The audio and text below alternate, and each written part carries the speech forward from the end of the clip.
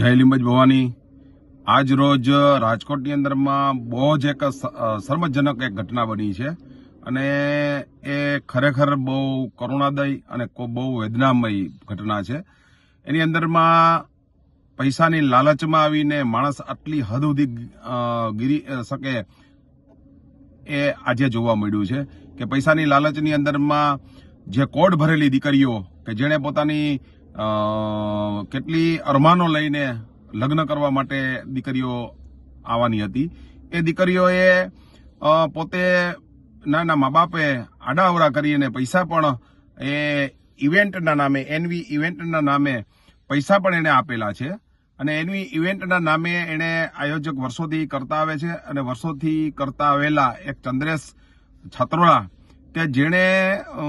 સમગ્ર સમાજને નીચા જોયા જેવું કરી દીધું, કારણ કે એણે અમારા સમાજની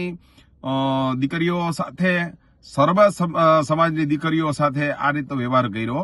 અને આજે જે લગ્ન નું આયોજન કર્યું એ આયોજક તરીકે પોતે જ હતા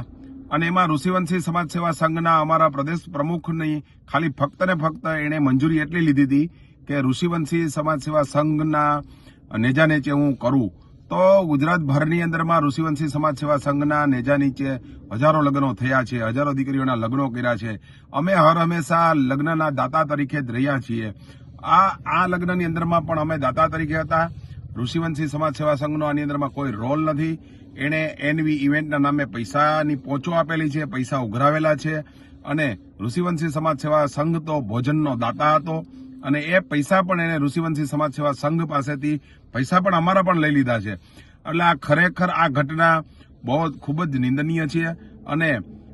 જરા પણ દયા રાખ્યા વગર આવા આયોજકો ઉપર જે ચંદ્રેશ છત્રોલા છે એની ઉપર જરા પણ દયા રાખ્યા વગર એને ખરેખર એની ઉપર પોલીસ ફરિયાદ થવી જોઈએ।